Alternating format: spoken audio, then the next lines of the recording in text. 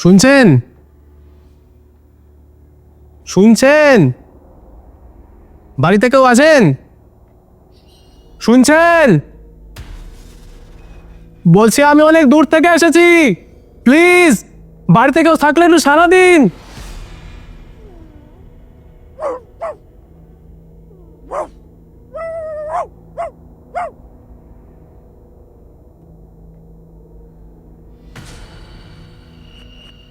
আপনি? এটা আমারই বাড়ি, পাশেই গিয়েছিলাম। বলুন কাকে চান? চারিদিকে তো কারেন্ট আছে, আপনার হাতে মোমবাতি কেন? কারেন্টের বিল দিতে না পারায় কারেন্ট কেটে দিয়ে গেছে। ওসব বাদ দিন, বলুন কাকে চান? আসলে আমি এখানে কামারপুকুর জয়রামবাটিতে বেড়াতে গিয়েছিলাম, এখনই ফিরছিলাম, তো হঠাৎ আমার গাড়িটা খারাপ হয়ে গেল। এই বাড়িটা লক্ষ্য করলাম, তাই এলাম। আজ রাতটা কি এখানে থাকতে দিতে পারবেন? মানে আপনার মা, বাবা, দাদা কে কে আসে ডাকুন, আমি কথা বলছি। দাদা কাজের সূত্রে বাইরে থাকে, বাবা মা মামার বাড়ি গেছে। এই বাড়িতে আমি একা। তবে বাবা মা শিখিয়েছে কেউ বিপদে পড়লে তাকে সাহায্য করতে।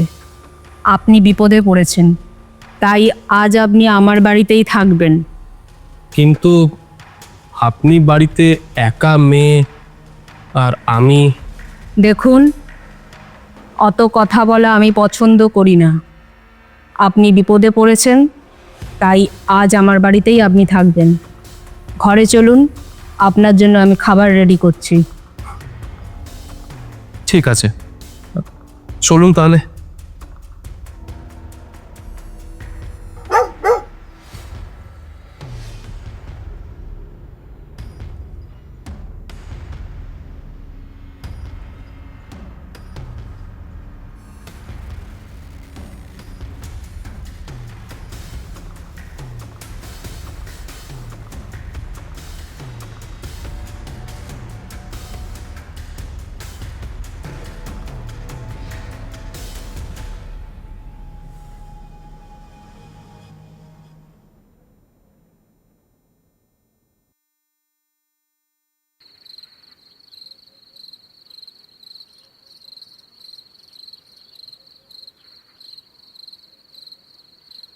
কিরে, আজ খুব আনন্দে আছিস যে?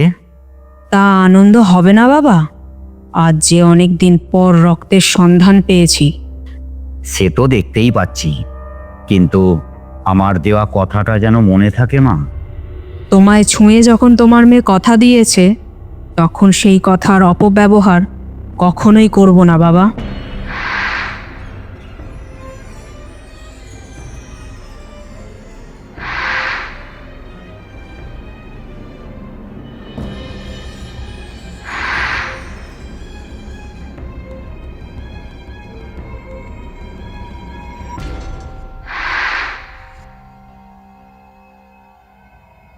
আমি কি তাহলে ভুল শুনলাম? এতক্ষণ একটা ছেলে আর একটা মেয়ে যেন কথা বলছিল, কিন্তু এখন তো দেখছি মেয়েটা একাই বসে বসে রান্না করছে। বাড়িটাতে আসার পর থেকে আমার গাটা যেন কেমন ছমছম করছিল, আর মেয়েটার কথাবার্তাগুলো যেন কেমন কেমন।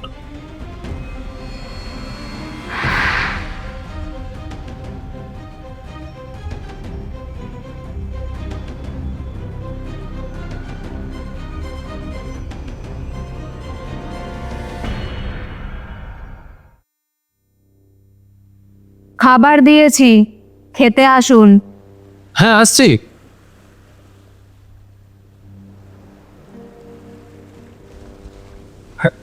আপনি শুধু শুধু আমার জন্য ব্যস্ত হচ্ছেন, রান্না না করলেও পারতেন। আপনি আমার বাড়ির অতিথি, আপনাকে এত রাতে না খাইয়ে রাখলে বাড়ির অমঙ্গল হবে। তখন থেকে আপনার সাথে কথা বলছি। আপনার নাম?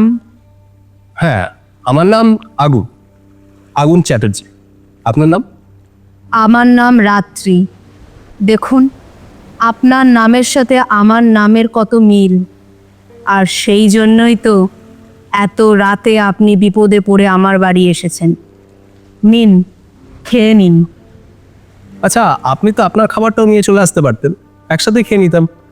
আমি পরে খাবো, আপনি খেয়ে নিন। আচ্ছা আচ্ছা, ঠিক আছে।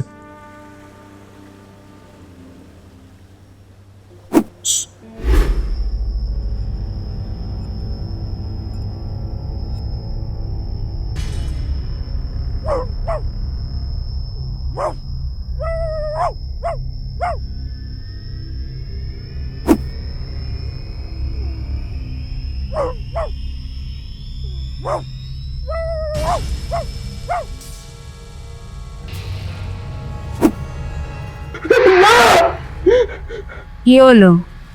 আপনি এমন করে চিৎকার করছেন কেন? না মানে, আপনাকে একটা কথা বলবো। হ্যাঁ বলুন, কি বলবেন? আপনি যদি কিছু মনে না করেন, আপনার হাতে একবার হাত দিতে পারি? কেন দেবেন না? এই নিন।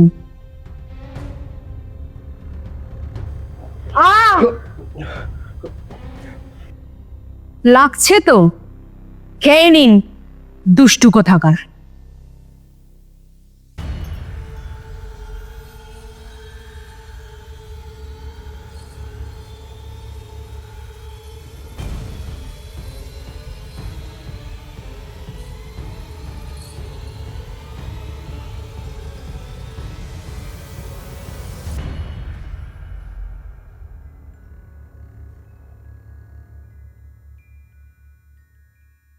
দেখুন, আজ আপনি আমার বাড়ির অতিথি।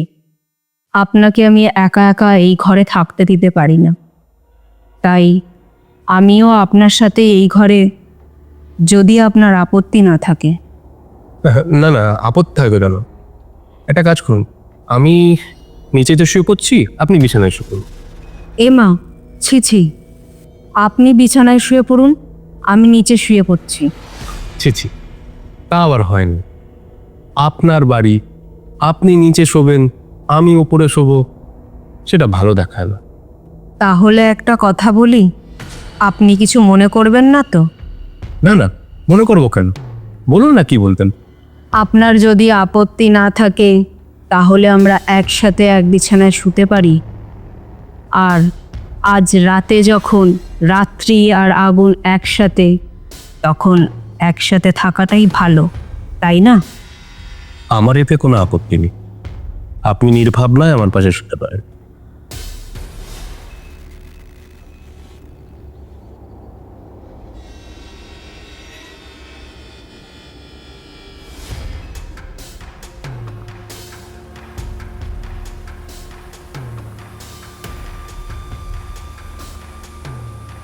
আচ্ছা, আপনার পাশে এমন একটা সুন্দরী মেয়ে শুয়ে আছে, তাতে আপনার কিছু মনে হচ্ছে না?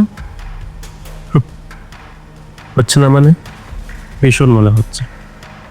তাই তো আমি ঠিক করেছি, কাল সকালে মিস্ত্রি ডেকে আমার গাড়ি ঠিক করে আপনার বাবা মার সাথে কথা বলে তবে আমি বাড়ি যাব। বুঝেছি, আপনার আমাকে খুব ভালো লেগেছে, তাই বিয়ে করতে চান, এটাই বলবেন তো? সত্যি বলতে আমারও আপনাকে খুব ভালো লেগেছে, তাই দুজন যখন দুজনকে চাই, তাহলে আসুন না, আজ রাতে এই রাত্রির মনে যে আগুন জ্বলছে, সেই আগুনকে নিভিয়ে দেবেন। ছি ছি, এ আপনি কি বলছেন? একটা কথা মনে রাখবেন, সব ভালোবাসা, সব ভালো লাগা কিন্তু কামনার জন্য হয় না। আপনি আমাকে খারাপ ভাববেন না। হ্যাঁ, আমি বিপদে পড়ে আপনার বাড়িতে আশ্রয় নিতে এসেছি। আপনি আমাকে কষ্ট করে রান্না করে খাইয়েছেন, এই শীতের রাতে আমাকে শুতে দিয়েছেন, থাকতে দিয়েছেন। আমি কি আপনার বিপদ ডেকে আনতে পারি? না। আর তাছাড়া আমি তো আপনাকে বোনের মতো ভালোবাসি। যখন আমি প্রথম আপনাকে দেখেছিলাম, তখনই আপনাকে আমি বোনের আসনে বসিয়েছিলাম। এই আগুনের জীবনে সব আছে, কিন্তু একটা বোন নেই। কালকে যখন আপনার বাবা মা আসবে, আমি আপনার বাবা মাকে বলবো যে আপনার জীবন থেকে যেন এই আগুনকে বঞ্চিত হতে না দেয়।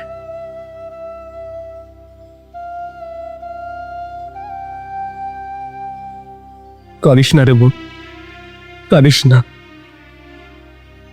কালকে আমি তোদের সব ইলেকট্রিক বিল মিটিয়ে দেব, তবেই যাব।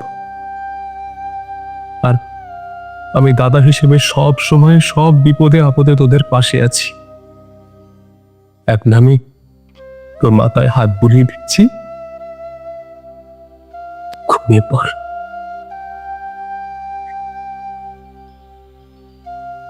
তুমি ঠিকই বলেছিলে বাবা, কখনো সব ছেলে খারাপ হতে পারে না। তাই আজ এই ছেলেটাকে আমি মারতে পারলাম না। তাহলে আর ওখানে শুয়ে আছিস কেন মা? আমার কাছে আয়। তুই কাছে নেই বলে আমারও যে ঘুম আসছে না।